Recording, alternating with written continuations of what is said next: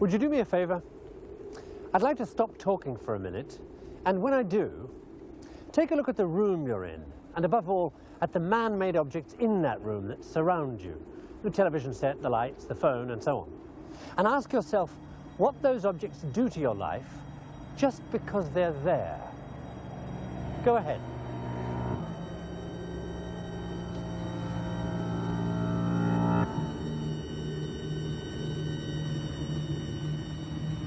Well, that is what this series is going to be all about.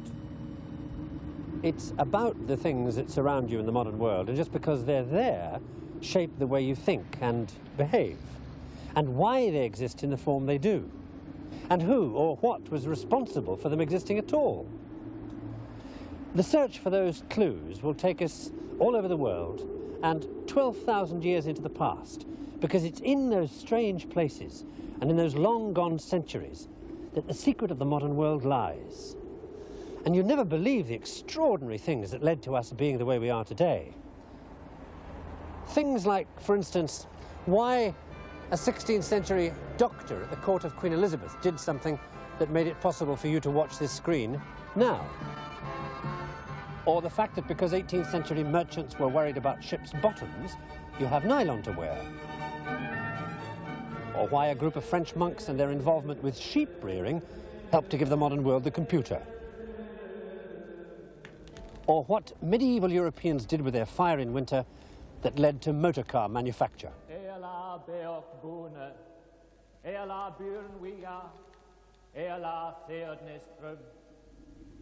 The story of the events and the people who, over centuries, came together to bring us in from the cold and to wrap us in a warm blanket of technology is a matter of vital importance. Since more and more of that technology infiltrates every aspect of our lives, it's become a life support system without which we can't survive. And yet, how much of it do we understand? Do I bother myself with the reality of what happens when I get into a big steel box, press a button, and rise into the sky? Of course I don't.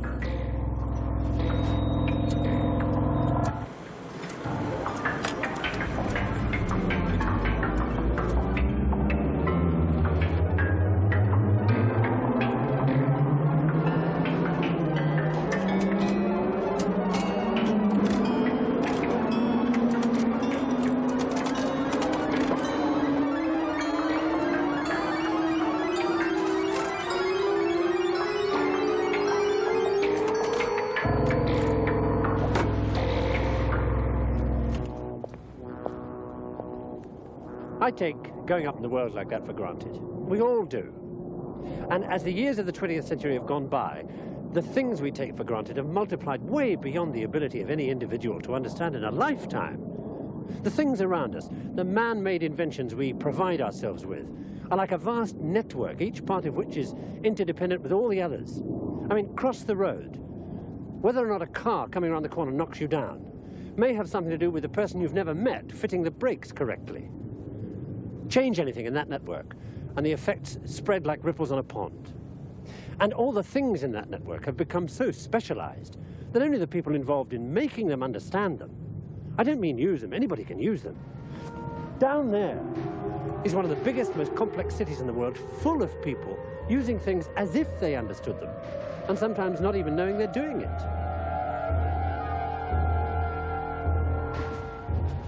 New York City, like all the other major high-density population centers scattered across the earth, is a technology island. It can neither feed, nor clothe, nor house, nor warm its inhabitants without supplies from outside. Without those supplies, the entire massive structure and the teeming millions it encloses would die. And yet, in cities everywhere, we act as if that were not so. We have no choice. The pace of life in New York is set by the pace of the technology that serves it. You just have to hope it'll stay that way. I'd like you to meet a few people who were in or near New York City on a November evening over a decade ago. And the reason I'd like you to meet them is because they all have one thing in common. They were all brought to a sudden and catastrophic realization of how vulnerable they were, how dependent on one aspect of that technological network I was talking about, because of what this did to their lives. Now, until I was told what this is, I was no more able to recognize what it is than you are now. But watch what it did to those people. And if you look very carefully, you'll see evidence of what this does in every second of what follows now. It's 5:01 in the evening, rush hour in downtown Manhattan. 800,000 people crowd onto subways, looking forward to home, to the end of this journey. For most of them, the technology carrying them doesn't exist. They take it for granted.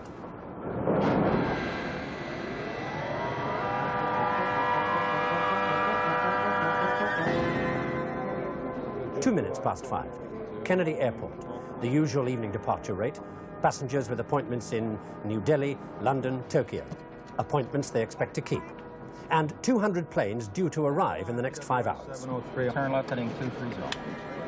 No delays expected. 3 minutes past 5. At the Energy Control Center downtown, nothing special is happening. It's the standard rush hour condition in the main control room. The time of day when power consumption starts to come up to a maximum as people head for home and meals get cooked. It's cool outside. After a high of 58, the temperature's falling to an expected low of 39 with a predicted wind chill factor of 5 degrees. The energy levels are more than enough to cope, even on a chilly November evening.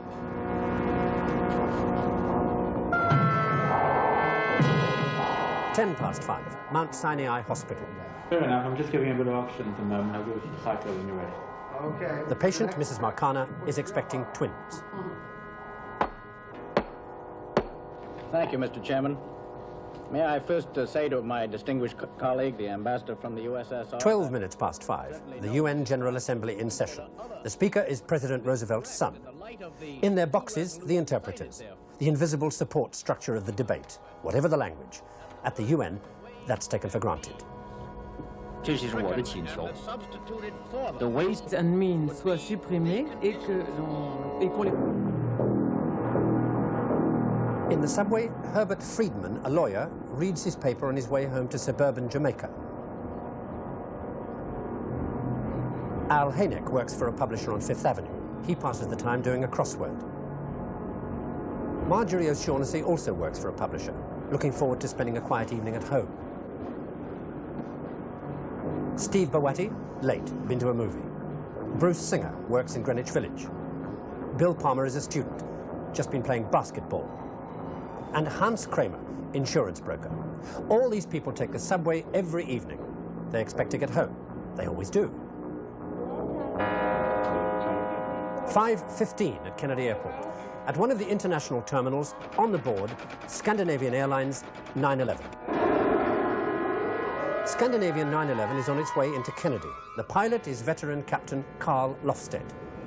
Kennedy approach control, Scandinavian 911. With information Yankee. 5,000 feet approaching Riverhead.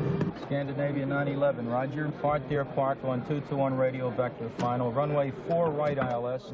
A clear moonlit night. The flight manifest lists 89 passengers. Landing lights. PTC override. The descent into Kennedy is so far uneventful. It's now 15 minutes and 30 seconds past 5. Kennedy Airport, vær venlig at spænde sikkerhedsbælterne. Samtidig gør vi opmærksom på, at rygning ikke længere er tilladt og beder den rette stolryggene op. Please fasten your seatbelts. Runway lights at 2 o'clock. Okay, I see that. With the next contraction, dear, you'll take a deep breath and push real hard, okay? I think one is about to start. Take a deep breath and push real hard. Okay. Push. At Mount Sinai Hospital, Mrs. Marcana is in labor. Okay, Fred, I think you can put her to sleep now. Fair enough, man. The anesthetic being used at the time is a mixture of gases, including one called cyclopropane.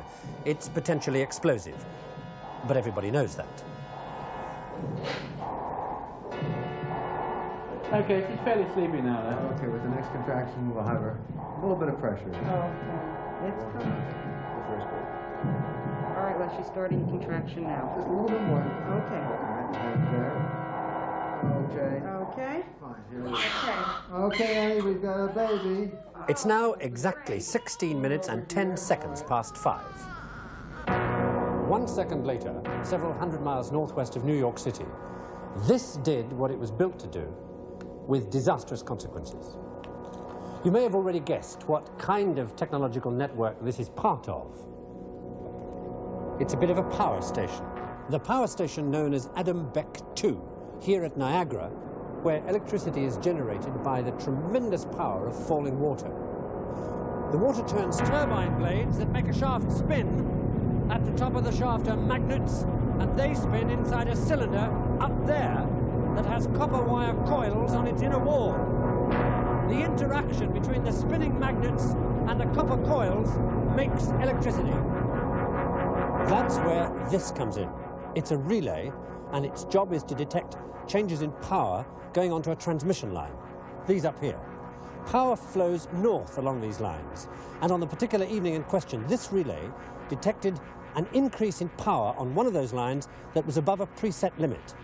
When that happened, magnets set around this metal cup caused it to rotate, and that brought this arm to make a contact like this. That contact was made on the evening of November the 9th, 1965, at 16 minutes and 11 seconds past 5. The effect was to cascade power off the overloaded line and onto another, which overloaded and tripped the next, until all 5 lines going north had tripped out, dumping their entire load onto lines going south. Within 7 seconds, the tremendous overload began to take out generating stations all over northeastern America, from Boston to New York, as the network fell apart. As each area went, it overloaded the next.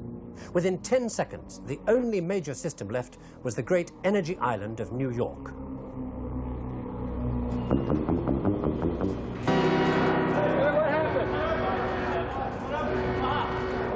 As the network fell apart, links between one energy center and another broke.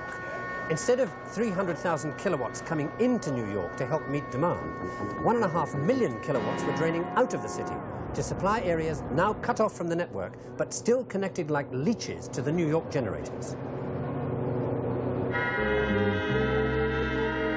As the overload hit the New York generators, they too began to trip out. Hello, Luke, Bob Lang. Your 13th speed is okay. Your bags are all in. Bring it up. Give me number 2 right now. You've had a major power failure. I'd like you to man all the tunnels, stand by with your auxiliary pumps, and man the auxiliary generator.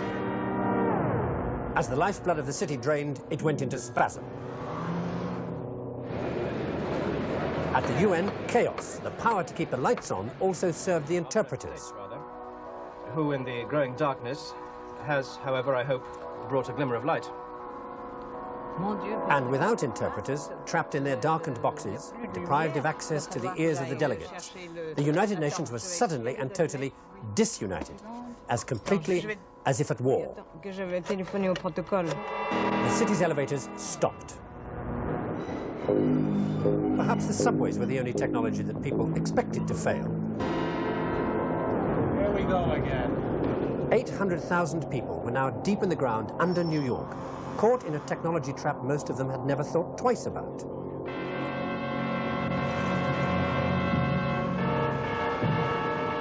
As light went, so did the one in Mrs. Marcana's operating theatre.